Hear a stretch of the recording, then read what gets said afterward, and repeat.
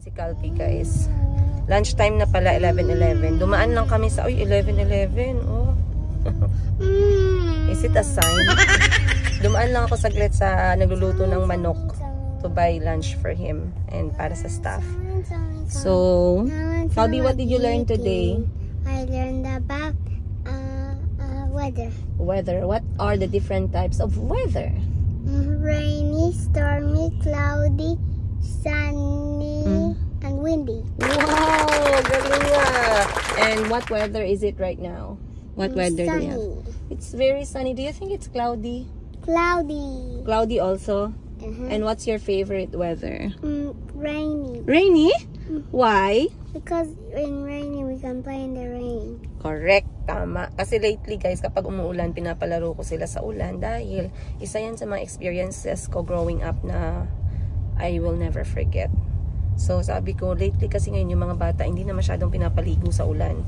Kesyo magkakasakit, kesyo may thunder, kesyo marumi ang tubig. Madami ng rason. Pero yung memories kasi, kung kita mo si Calvi, alam niya yung isasagot niya. Kasi masaya sila sa ulan ni Chico. Naliligo sila dun sa may bubong. Right, Calvi? When it's raining. Isn't it too cold when it rains and then you shower in the rain? It's so fun. Fun. Anong Tagalog ng rain? Ulan. Ulan. Very good. Mom, this is just the way to Ocean's shop. Mom, please can I go with Ocean's? No, today we don't have enough time. You're going to have lunch. Then you're going to pick up your brother pa.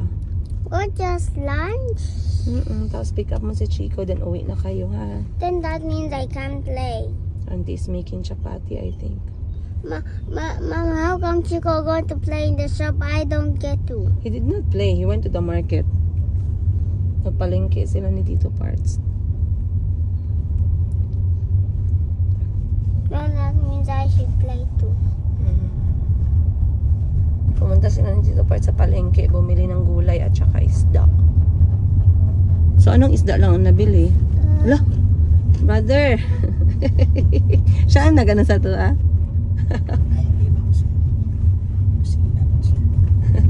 Cute. Iba lagi ang busina. Nga na lang itong busina? Pelisan siguro niya. Wala mag-bus. Mom, where's your brother? The car was the same like our car. So Tito Parts showed him a light. Tito Parts showed him a signal that we have the same car, and he pressed his beep beep. It's like beep beep, I see you. Mom, You see? They said cars cannot talk, but they can talk. They can talk? Mom, where? I can't see. Tito Parts was showing just now. You missed it.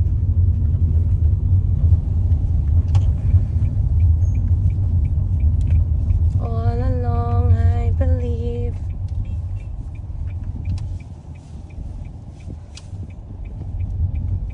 Mom, this is just the way to the mountain. A few moments. Finally, wait lang. Kailangan kong punasan muna ang ating lens. Ayun. Recording ba tayo? Yes, recording. Okay. So, nakatapos na ako ng ilang set sa pagmo-modeling. Kailangan ko pa rin talagang bumalik kasi namimiss ko din yung pagsusuot-suot ng damit. At the same time, iba din talaga yung feedback. So, habang nagla-lunch si Miss Giselle, ako muna ay magre-review. This one is not, this is not sponsored kaya hindi natin i-mention yung pangalan. Pangalan ng shop. Pero bigla kasi ako nag-crave ako ng tinapay. Again, eto ay galing sa Overdose Cafe dito sa Jensan. Okay lang, mention lang natin. Kasi we support local businesses naman eh. Overdose Cafe dito sa Jensan, harap ng Robinson. They opened a cafe there. And I found out na nagsiserve pala sila ng mga tinapay. So, me being yung isa sa weakness ko ay yung tinapay, gustong atat na atat akong itry. So, ngayon, in order ko itong kanilang Portuguese tart, ang tawag nila dito. Hindi ko alam bakit Portuguese tart. Baka mamaya lasang Portugal. Lasang Portuguese. Ganon. At saka yung kanilang pinaka bestseller nila na croissant, which is hazelnut chocolate croissant or something. Pero meron po siyang 18 karat gold sa taas. Wow! Klaro ba dyan sa camera? Klaro. Okay. So, ganito siya kalaki, guys. Ganyan yung palad ko. Ganyan siya kalaki. This here is 168 pesos. Ewan ko ba kung bakit. Siguro maganda pag yung lighting natin, klaro, no? Saglit ha. Let's move this way kasi medyo madilim yan nun. Ayan, dito tayo. Be? Ayan. Mas maliwanag. Okay. Okay. So, dito tayo. So, ewan ko ba kung bakit masyadong mahal yung mga croissant na tinapay. Pero may nag-comment dun sa last episode ko nung kumain kami ng ate ko sa Venice Canal dun sa Manila, yung mall. Na mahal daw talaga yung croissant kasi ang daming butter yung ginagamit or something. So, once again, this is 168 pesos. Ang bigat niya ay magaan lang, guys.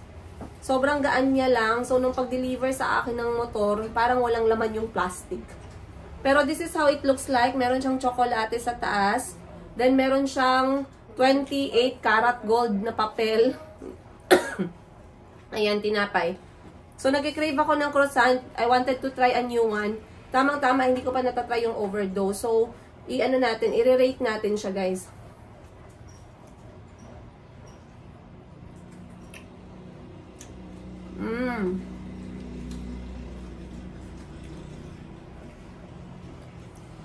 Okay. Yung chocolate niya medyo mapait. So, this is dark chocolate.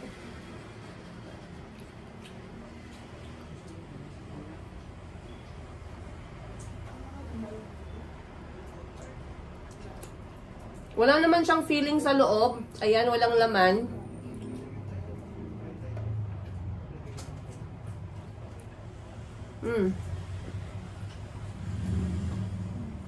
Okay. Masarap siya and it actually natatamaan niya yung cravings ko ng croissant. Yung pait ng chocolate niya, I would prefer yung hindi masyadong matamis pero hindi lang yung mapait. Pero okay na din to.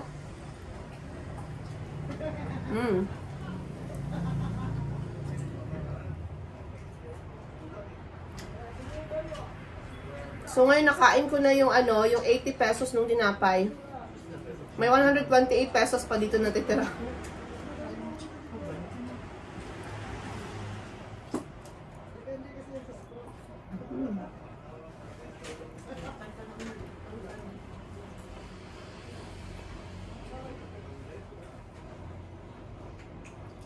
Okay. Masarap siya. I like it.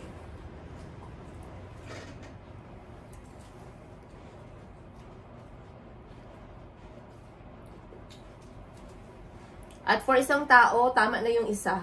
For one person, I'm sure, isang croissant na ganito, mabubusog ka na. So, siguro nagpamahal din sa kanya yung kanyang container, no? Kasi ngayon lahat ng container may bayad na eh. So, baka itong container, 30 pesos na to. Ngayon, try naman natin yung kanilang, nagdunya-dunyahan tayo ngayon. Try naman natin itong Portuguese tart nila. So, yan ang itsura. So, pag tinignan mo siya, para lang naman siyang standard na tart, yung egg tart na binibili natin. Pero they don't call it egg tart or egg pie. They call it Portuguese tart. Hindi ko alam kung ano yung pinagkaiba, kaya titikman natin, guys. Nag-record ba ako, Jo? Ayan, tikman natin, ha. So, ang laki niya, guys, is standard tart size lang. Then, sa taas, medyo toasted. Tikman natin, ha.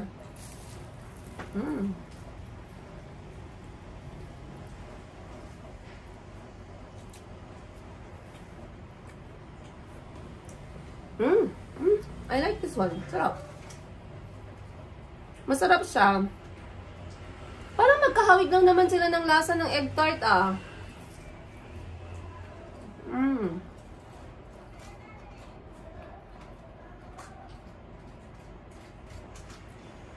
Wala ako nakikitang pagkakaiba, guys, ng lasa ng egg tart at saka ng Portuguese tart.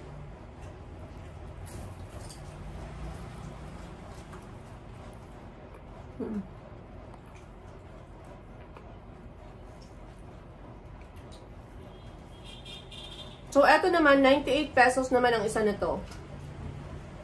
Gusto ko yung tinapay niya, very flaky, very buttery, and medyo matamis ng konti. So, gusto ko yun.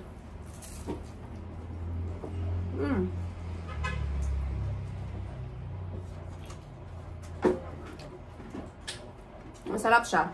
I highly recommend this one. Itong Portuguese tart nila.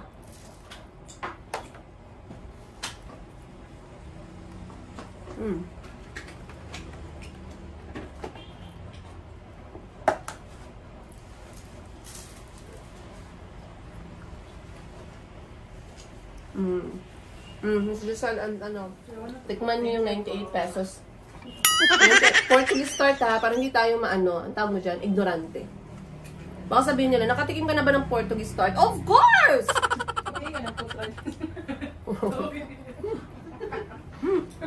Hindi Portuguese tart. Masarap siya guys, in fairness.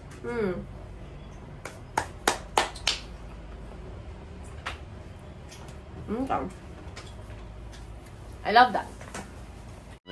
Later. Ayan, pinatikim ko na din kay Miss Giselle at saka kay Miss Jo yung ating Portuguese tart for 98 pesos lang naman yan. Pero normally kasi yung tart nasa 50 pesos.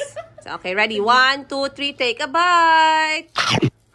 And let me know what you think.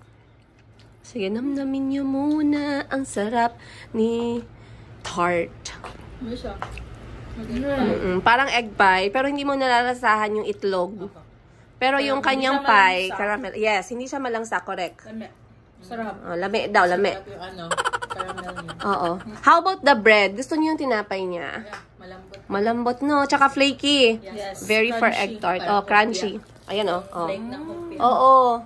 Maganda yung pagka-crunchy niya kasi. Grabe, enjoy na enjoy ni Miss Giselle. Sarap. Ano siya, natamaan niya talaga yung cravings. Thank you po. Patikim kami. Sarap pero guys, mahal. Mahal, Salamat yes. sa ng level. Kasi kapag bumili ka doon, siguro 2 tinapay or 3 tinapay, 400 pesos na. 3 tinapay lang yun. Guys, 5 kilong bigas na namin yun, guys. Tinikman naman namin, guys, para alam naman natin yung lasa. And then, eto naman yung tikman ninyo. Etong si Tikman naman nila, guys, yung ating croissant na hazelnut dark chocolate na merong 24 karat gold sa taas. I-ano nyo naman siya, i-rate. Grabe. Lalagyan pa lang, Lord! Kaya pala, Lord. Kaya mo pala kami ginawang masipag dahil kami ay matakaw. Iba yung cravings namin. Magkano? Ano daw? I-search mo yung lalagyan, magkano? Ay, lalagyan lang yung bilihin mo. Kaya nga parang mahal yung lalagyan eh. O, tikman nyo naman yan. Have a bite. Hindi siya pwedeng kutsarahin. Dapat i-bite mo talaga siya. O, sige, mag-bite. Ikaw muna, Jo. Mag-bite, Jo. Okay. Miss Jo is getting a bite. Taking a bite pala. Sarap. Dark. Yes, dark. Miss Giselle. Ano yun? Parang Yung tinapay niya, kamusta? Fluffy. Fluffy. Ano talaga, croissant. May mga croissant kasi na hindi masarap eh. Hindi ko lang alam kung ano yung dapat ng croissant. Pero pag kagat mo ng tinapay, malalaman mo kung kailan siya masarap, kailan siya hindi. First time ko to. First time mo. 168 pesos, worth it ba? Wala pa. Worth it ba? Sa'yo, Cell, worth it ang 168. Ikaw. Hindi. For me din. For me, I'm not so happy with the price for this. Pero dun sa Portuguese tart, na-enjoy ko yung niya talaga. 98 pesos niya. Magkano to? 168 pesos. Tapos 30 yung lagayan. Masarap siya sa masarap naman siya. Tikman mo naman yung gold. Para once in our life, makakain naman tayo ng alahas. Alahas. Yung sweet na coffee. Oo. Mas bagay siya. Pero maganda yung pagka-bake nila kasi hindi nakakaumay. No? May gold man, gold. Kaya mahal siguro. Hagatan mo pa. Sige, be. Eh di hindi tayo nag-isip kung masarap ba doon sa Overdose Cafe kasi nakabili tayo ng tinapay nila na sampulan natin. Oh, ikaw, Jo, kagat ka pa ba? Kagat ka. Kaya huwag kayong magtaka kung hindi kami pumapayat kasi Inuuna namin yung kain namin kaysa sa pagtatrabaho. Ayan. Naglalaway ako sa kanilang dalawa habang kumakagat sila. Kagat din tayo.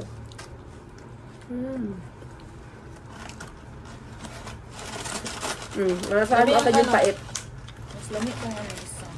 Nagustuhan mo yung Portuguese tart? Oo, masarap yun. Alright.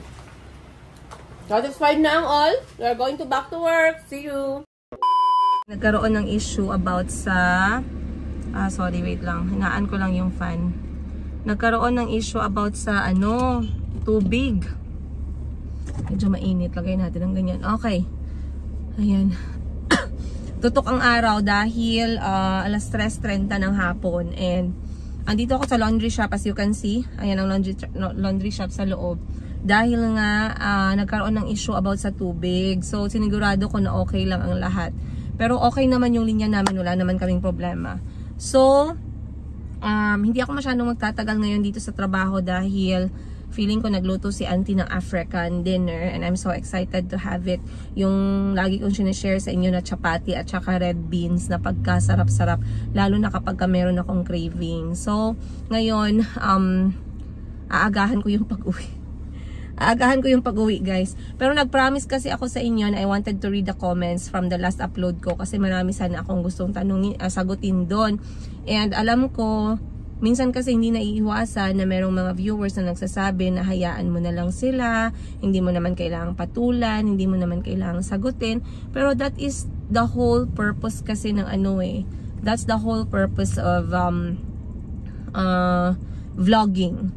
Meron tayong tinatawag na engagement or yung pag-exchange ng thoughts and ideas, opinions, and comments regarding sa isang bagay. So, if there are comments that are really, I feel like answering them, I really do answer them, you guys. It doesn't mean na naghahanap ako ng gulo, naghahanap ako ng away, but it's just something I want to remove from my head. I don't want to keep on thinking about that question, knowing na I have something to say about it. Ayun, medyo parang pangit yung pag-upo kasi medyo naipit yung dress ko sa baba. Ayan, medyo comfortable na. Okay. So, magbabasa ako ng comments. And sasagutin natin. So, sabayan nyo na lang ako guys. Once again, ito yung episode about dun sa pag-reply ng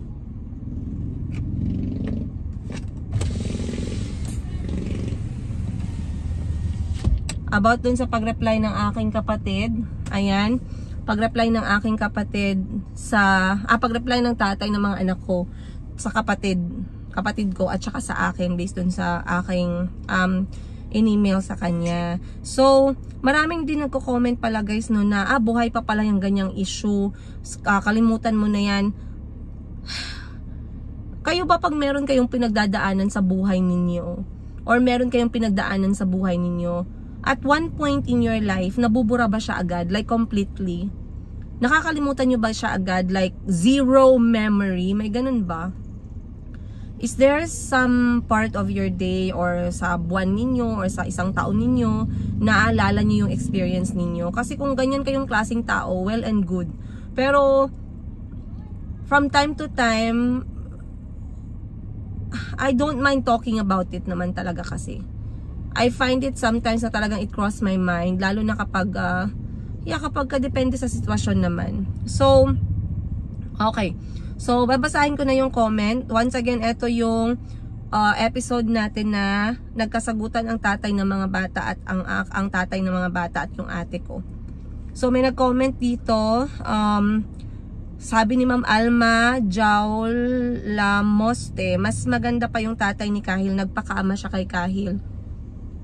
Later na rin naman yun guys. Actually yung tatay ni Kahil medyo naging difficult din yung aming relationship as co-parent nung simula. Pero naayos din naman namin agad yun kasi nga napag-usapan namin ng maayos. In short, there was a proper communication, not about us both, kundi tungkol kay Kahil.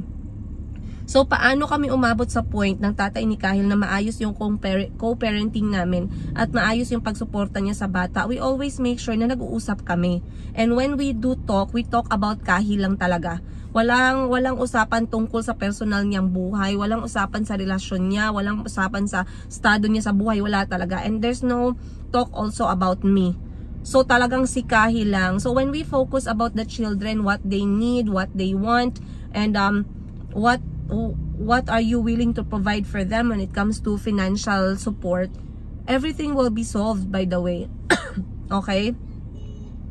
So ang sa tatay kasi ni Kahil, ibang character siya eh. He was difficult at first kasi nga we were both bitter about dun sa nangyari naming hiwalayan. Pero in the end, we chose to be a parent for Kahil. So, itong tatay naman ng 3 kong anak, iba naman yung kanyang ugali. Kaya nga mayroong nagsabi, babasahin ko dito mamaya, very interesting. Then, meron dito nagsabi na, then stop using his last name and same with the kids. Sabi ni Ma'am Linda King, Ma'am Linda King, we all know that that is not how things work. When you tell me stop using his last name and the kid's last name, do you think if I stop using his last name and the kid's last name, do you think he will support? Do you think the last name will be removed sa documents ng mga anak ko? It will always be there. Ang mangyayari, magkakaroon lang ng confusion. Dahil lahat ng dokumento namin ng mga anak ko, naka-last name na ganyan. And if you read about changing the last name, tingnan nyo po muna yung proseso bago po kayo magalit at sabihan ako na, then stop using his last name. It's not... Hindi kasi ganyan kasimple, ma'am. Kung ako lang, kung gugustuhin ko lang, if I can just do like this and all my documents will change, all the children's documents will change. I don't mind, to be honest. I would love my children to be all Pareño, like me.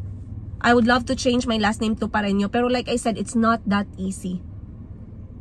Lahat ng mga birth certificate ng anak ko, passport nila, documents nila, lahat ng documents nila, simula pinanganak ko sila, ay ganun na po talaga ang kanilang last name. So, kalmahan nyo po muna yung last name. Okay?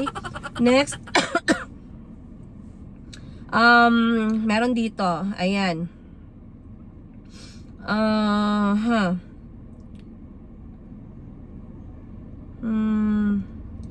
Okay. Sabi ni Ma'am Sure Thing, meron nag-comment, yung di mo pa binabanggit yung word na narcissist at dinidescribe mo pa lang kung paano siya mag-reply at reasoning niya, yun na agad ang pumasok sa isip ko na narcissist yung lalaki. No need clinical diagnosis dahil he exhibits traits ng isang narc. And eto nga yung hindi ko maintindihan, no? Merong iba galit na galit kasi daw bakit ko daw sinasabing narc, hindi naman daw diagnose, hindi naman daw ako nasa lugar para mag-diagnose. Tanungin niyo muna yung sarili niyo, ilang narcissist ba ang nagpa-diagnose? Ilang narcissist ba ang umamin sa sarili nila na narc sila? Kasi isa nga sa pinakamabigat na sintomas ng isang narc is because they don't want to accept that they are narc. Okay? But the symptoms of a narc, they are all red flag. If there's redder than red, it will be, I don't know, bloody maroon or something. Pero sobrang laki at sobrang bigat ng mga sintomas ng isang narc. Okay? You cannot deny that. You cannot deny that. Next, may nag-comment dito, ng iba galit din yung iba eh. Yung iba naman galit sa akin, yung iba galit naman sa tatay ng mga anak ko. Pero ang hindi ko makakalimutan, yung sinabi na bakit ko sinisiraan? Sinisiraan niya yung sarili niya, kagagawan niya yan eh. Hindi ba dapat malaman ng mundo yung trabaho ng isang ganong klaseng lalaki? Dapat malaman ng mundo kasi hindi na dapat siya magkaroon ng mga maaayos na babae. At saka baka mamaya magkaroon pa siya ng another Pinay dyan, masaktan na naman, ano na naman, paano kung yung Pinay ay hindi naman palaban, hindi naman marunong maghanap ng pera, edi kawawa yung mga bata. 'Di ba? Yan ang problema kasi eh. They always tell you that if you are a victim or if you are abused and you chose to leave the abuser, they always tell you to keep quiet, to keep the peace. Pero ang tanong, whose peace are you keeping? Are you keeping your peace? Are you sure? Or you're keeping the peace for that person who is actually abusing you or who abused you? Let's think about that. Don't tell us to shut up. Don't tell us to shut our mouth. And don't tell us to don't say how people, wag siraan, wag ganun. Sinisiraan ko ba siya? That is his character. That is what he was doing. That is what he is doing. Sinisiraan mo kung pangit yung sinasabi mo, hindi totoo. Pero kapag totoo, you're just stating the fact. Right, guys? Then may nagsabi dito, sabi ni Ma'am Fe, Taghap, huwag mong ipakilala ang anak mo sa kanya. Pag tumanda siya, bayaan mong ilapit yung mga bata. Total, hindi naman siya naghirap tumulong. Hayahay lang siya. Umaabot din ako sa point na ganun, ma'am, actually. Then may nagsabi dito, sabi ni Ma'am Maria Cecilia Decina, isa sa solid natin ng mga viewer. Maraming salamat po, ma'am. Walay batasan jud na nila, madam. Ikaw, madam, na kaya ni mo tanan, kugihan ka para sa imong mga anak. Mayo na lang kay kugihan akong mama para sa amua. I saw my mother, how he worked hard for all of us, 8 of us, and she never gave up on us. And I am grateful that I grew up like that. I saw that my mom was so strong. Giving birth was not a reason for her to stop working. Lahat, guys, kahit pagod yung nanay ko, talagang nagtatrabaho siya. And I'm so glad I also grew up and I also have that kind of mindset. Kasi I don't feel, hindi ako kawawa eh. I don't feel kawawa sa sarili ko. I don't feel kawawa sa mga anak ko because my kids have a proper home. My kids have food. My kids have good health, alhamdulillah. And my kids are going to school all because of what I'm doing. I'm working. And not even a cent is galing sa tatay ng mga bata. Shame on him. Yes, shame on him. Then, basta marami ditong mga galit. Pag nabasa niyo itong mga comments sa ganitong episode, marami dito ang galit. And I'm okay. Kasi bakit? Kaya nga nila sinusundan yung storya ng buhay ko. Kasi it's relatable for them. They do understand where I'm standing. Maybe at some point, na-experience nila yan. That's why they are there.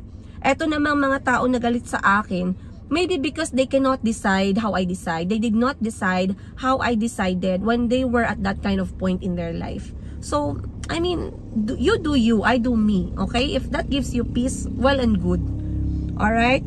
Then, may nagsabi dito, sabi ni Ma'am Feli Kasu, Sheena is right. Pakikialaman niya talaga. Tama naman yung sinabi niya na wala siyang kwenta. Naaawa lang sa'yo yung ate mo. I'm with Sheena and I'm watching from Canada. Hello po, maraming salamat. Basta marami ditong comment pa. Ayan. About naman sa tatay ko, may nag-comment. Sabi ni Ma'am Nali Joy Ladio, sabi niya, same sis, ganyan talaga ang mga lumaki sa 80s and 90s. Pero tingnan mo naman kung gaano tayo ka-strong. Kumbaga sa sis, bata pa lang tayo, na-train na tayo sa buhay. Yung takot natin sa magulang, yun yung naging way para di tayo maligaw ng landas, which is true. Kung ikukumpara sa bata ngayon, masermonan o kaya napalo lang, lalayas agad, sasagot agad. Yung iba naman, dahil wala silang takot sa parents, jowa dito, jowa doon. Meron pang maagang nabubuntis. And I do agree. I cannot agree more. Agree na agree ako, in short. Totoo yan. That's very true. Kaya for me, I don't mind if my children fear me at some point. Kasi yung fear na yun naman talaga is making sure that they always think na it will make mama angry. Hindi ako magiging happy all the time. Some of your behavior, it will make me angry. Some behavior is not acceptable. And I have my own way of parenting regardless. Pero may mga times na kapag feeling ko I cannot handle something, tinatanong ko kay mama. Pero si mama kasi, their time of parenting is a lot different than our time of parenting. So si mama hindi siya masyadong nakakapag-comment talaga. Pero I'm still, you know, I'm still blessed that mama is there. Kapag kapagod ako, siya nagre-reliebo sa mga anak ko. Sabi ni Ma'am Justina Toseta, sana nababasa ko yung mga pangalan at apelyido ninyo ng maayos. Sabi niya, relate na relate ako dyan. Father side ko din may pagkakastila style. Sobrang higpit talaga. Ganyan na ganyan. Pero sa palo, isang beses lang naman mamalo. Pero dala-dala hanggang pangtanda. Kaya lahat kailangan makuha sa tingin. Totoo yan. Sabi ni Ma'am Noy Vega, salute to you princess. Ako nga di ko alam kung kaya ko yung ginagawa mo. Ang galing mo. Pag nagkakaproblema ako, lagi kong iniisip ikaw. Kasi kinakaya mo lahat. Imagine 4 na bata with all the negosyo na sinimulan mo. Ang hirap nun. God bless your effort. I wish I could read to you guys yung email na sinend niya sa akin. Sana no. Pag-iisipan ko, baka meron ako mga linyang pwede kong mabasa sa inyo para lang maintindihan ninyo kung anong klase, bakit ako ganito mag-react, and anong klaseng marriage meron ako before, anong klaseng argument yung nangyayari every time na nagre-raise ako ng problema. Again, this is not the first time it happened, no? It happened already before pa, kahit nung mga magkasama pa kami. I'll give you some lines maybe. Kasi I'm not very sure pero nabanggit niya kasi na parang pinapanood niya yung mga video namin. And sabi niya, kahit daw na nagsishare ako ng mga pinagdaanan ko sa kanya, hindi niya daw iniisip na, alam niyo yun, na siraan ako. Kasi iniisip ko din, saan niya naman ako na part sisiraan banda? I mean, kung sisiraan niya ako dahil naging busy ako dun sa mga tindahan na sinimulan namin sa Uganda, edi kung sirang action yun, edi wala tayong magagawa, 'di ba? Kung sisiraan niya ako dahil tinatravel ko yung mga anak ko nang hindi siya kasama, ay karapatan niya yun. Paano ko naman siya isasama? Kung nagbubook kami ng mga lakad ng mga anak ko na bakasyon, tapos bakasyon niya din, bigla naman siyang lumilipad na kung saang lupalop ng bansa or kung saan sa labas ng bansa kasi may trabaho daw. Kung sisiraan niya ako at sasabihin niya sa akin na paano ba, wala siyang oras sa mga bata, ako lang lagi kasama ng mga bata, kasalanan ko ba yun? Kasalanan ko ba kung umaga siya umaalis alas 6, uuwi siya ng gabing-gabi, natulog na yung mga bata? Kasalanan ko ba na hindi siya uma-attend sa lahat ng mga activities ng mga anak namin? So siraan niya ako kung sisiraan niya ako, kaso hindi ko makita saan na part niya ako sisiraan. Kasi if there's something maybe na hindi ko nagawa sa marriage ko, hindi ko alam maybe I was too tired. Pagod na pagod ako sa lahat ba naman ng ginagawa ko, guys. Nakita nyo naman lahat ng ginagawa ko when I was in Uganda. And I didn't have a lot of choice because I chose that life. And I have children. Those children waits for me. I was the major guardian for the children, if I could say that. So yeah, I don't know. I will try to think about it. Maybe sa next episode, i-share ko sa inyo yung ibang linya ng mga ng kanyang reply sa akin para maintindihan ninyo. So abangan na lang ninyo dun sa next. Eto, meron nagsabi si Ma'am Milia Villarma. Pero dapat both side pinag-aralan yan. May point din ikaw, may point din yung mister mo. Ikaw puro sarili at syempre kaya mong mabuhay with your own kasi may kaya ka. Ma'am, wala po akong kaya. Araw-araw po ako nagtatrabaho. Mahirap po kami, ma'am. Hindi po kami mayaman. Dati. Ngayon hindi kami mayaman pero at least nakakakain kami sa Jollibee kung anytime namin gusto. Dahil pinaghirapan po namin yun. Isipin mo yung mga anak mo. Happy ba sila? Alam ko na, hahanapin nila yung tatay nila. Big wrong na nangialam yung family mo, sabi ni ma'am. At medyo mayabang daw magsalita yung family ko. Dahil merong kakayanan. Pero kahit anong dami ng bigay niya, walang sukatan yung dugo na dadaloy sa mga bata. So, ang sinasabi ni Ma'am Milia Villarama, dapat i-prioritize ko yung tatay. Kasi siya daw yung tatay at siya daw yung dugo na nagpapadaloy, na dumadaloy sa katawan ng mga anak ko. Dapat anuman ang galit mo, wag mong siraan yung tatay ng mga bata. Kahit na wala pa siyang kwentang tatay, tandaan mo, tatay pa rin siya, sabi niya. Ma'am, hindi po siya tatay. Sperm donor lang siya kasi kung tatay siya, hindi po ganyan ang tatay. Alam ko, hindi man ako lumaki na close sa tatay ko, pero alam ko yung definition ng tatay na sinasabi ninyo. Okay? Thankful ka dapat sa kanya kasi siya ang tatay. Dahil siya, may mga anak ka. Ganun ang sinasabi niya. Isikreto mo na lang yung sa loobin mo at galit mo. Mali na nagpakialam yung kapatid mo. Kahit isang tambak pa ng tulong yung ibibigay nila, hindi daw matutumbasan yung paghahanap ng anak sa tatay nila. Yun ang sabi ni ma'am. Ewan ko lang mama, pero sa lahat ng sinabi mo, baliktad po talaga yung comment ko. Pasensya na po. So, ganun, yung sinasabi ko sa inyo guys, hindi sa lahat ng oras, nag-a-agree ako sa sinasabi. At I know, hindi din sa lahat ng oras, nag-a-agree kayo sa sinasabi ko. And that's okay. Kasi we are all entitled naman to our own opinion. May mga nagsabi nga pala, mayabang daw ako magsalita, nakataas ang kilay. Guys, nakataas man yung kilay ko guys, hindi ko lang alam But if you know me personally, yung mayabang na word, ang isa sa word na hindi talaga lumalabas sa mga kakilala ko. So if I have that kind of looks to you, hindi naman ako mag-a-apologize kasi hindi naman siya kasalanan guys. Pero hindi po talaga ako mayabang. Yan po talaga yung isa sa mga description na hindi nyo marinig sa akin. Siguro marinig nyo pa yung maingay, ganyan, pero mayabang. Ang layo no? Kahit tanungin nyo yung mga kilala ko guys, hindi ko lang alam Gumawa kayo ng survey, whatever. Pero mayabang hindi po talaga. Natatawa ako sa mayabang na word. May nagsabi, ipatulpo ko daw. Wala tayong laban kasi patulpo, foreigner. Hindi naman yan Pinoy. Kung Pinoy yan, pwede nating ipatulpo. Okay, ang dami pa guys. Ang dami. Imagine, magto 200 na yung comments. Binasa ko naman lahat, pero hindi na ako makapag-comment sa lahat-lahat. Maybe sa next episode na lang.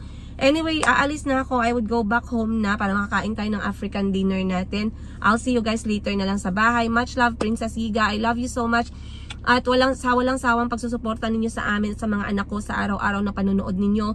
Know that you guys are helping me survive being a single mother by just watching, by just subscribing, by just clicking that bell button, and by just not skipping the ads. Those are really, really huge help. So maraming salamat po sa inyo. Nasaan man kayo sa mundo, nasa abroad man kayo, nasa Pilipinas man kayo.